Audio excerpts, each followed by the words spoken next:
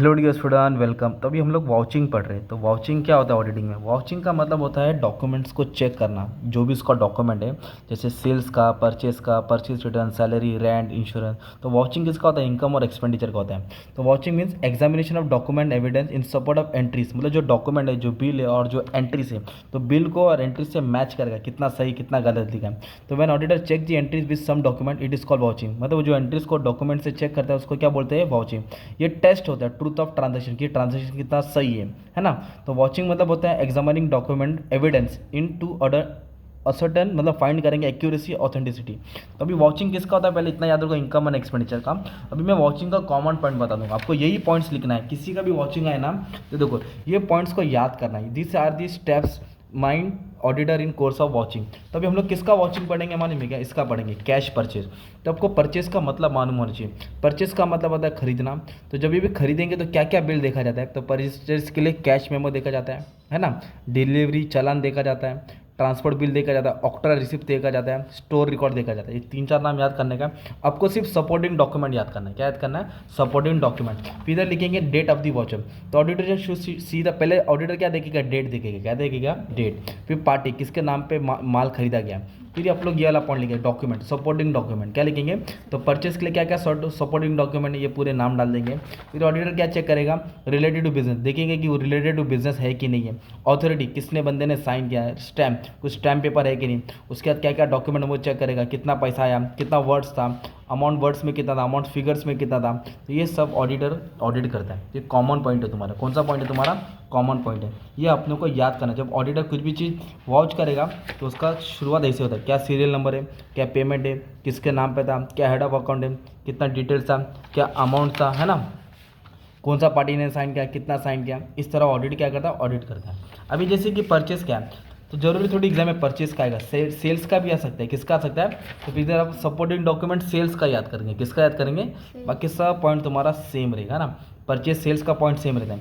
कभी कभी ऑडिटिंग इसका आ जाएगा, किसका आएगा? सैलरी का आएगा। ऑडिट क्या करेगा? जो सैलरी का अमाउंट है उसको वॉच करेगा। तो उसको वॉच करने के लिए सबसे पहले देखिएगा डॉक्यूमेंट देखेगा। तो सैलरी के रिलेटेड क्या क्या डॉक्यूमेंट है? सैलरी बुक देखेगा, अपॉइंटमेंट लेटर देखेगा, एग्रीमेंट देखेगा, मिनट्स बुक देखेगा, अटेंडेंस देखेगा, चेक देखेगा, कितना पेमेंट हो रहा है। उसके हिसाब से फिर ऑडिटर क्या करता है? ऑडिट करता है। चलो ऑडिटर कभी कभी रेंट को ऑडिट करेगा। तो रेंट के लिए देखिएगा लैंडलॉर्ड, किसका भाड़ा, मतलब जमीन है तो उसका एग्रीमेंट देखिएगा। रेंट रिसिप्ट चेक करेगा, कितना भाड़ा आ रहा है, कितना भाड़ा जा रहा है, कितना डेट पे पेमेंट कर रहा है। तो सपोर्टिंग डॉक्यूमेंट क्या याद करने का था अपने को?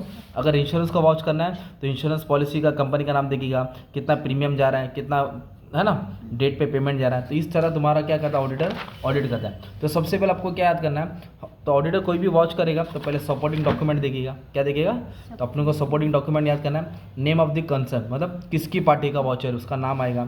डेट ऑफ द वॉचर, कब वॉच कर रहा है, एरर और फ्रॉड आएगा नहीं। ये तुम्हारे कॉमन पॉइंट है। तुम्हारे कौन से पॉइंट है? सब कॉमन पॉइंट है। हर पॉइंट पे तुम लोग को ये वर्ड यूज़ करते जाने का, तुम्हारा काम क्या हो जाएगा? आसान हो जाएगा। और एक क्वेश्चन ये आ सकता है तुम्हारा, क्या आ सकता है मालूम है? जैसे कि इधर सेल्स दिया है, क्या दिया है?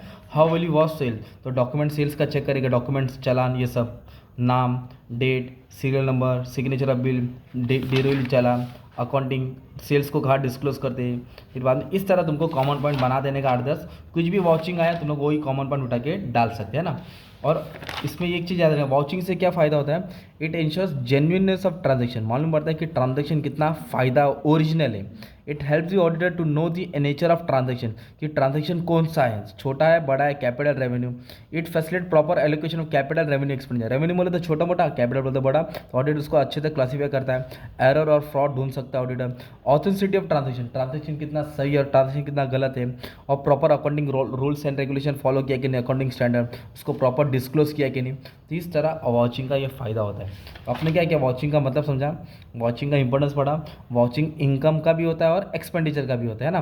तो इनकम बोले तो सेल्स आ जाएगा, राइट, रेंट रिसीव आ जाएगा, डिविडेंड रिसीव आ जाएगा। एक्सपेंडिचर बोलेगा तो परचेस आ जाएगा, सैलरी आ जाएगा, इंश्योरेंस आ जाएगा, रेंट आ जाएगा। तो एग्जाम में कोई भी एक दो पूछता ही है 15 मार्क के लिए, तो आपको सिर्फ मीनिंग याद रहेगा तो सब चीज़ तुम्हारा हो जाएगा। पेमेंट के लिए वाउचर इस्तेमाल होता है, राइट, पैसा आ रहा था रिसीव, इस तरह तुम्हारा काम आसान हो जाएगा।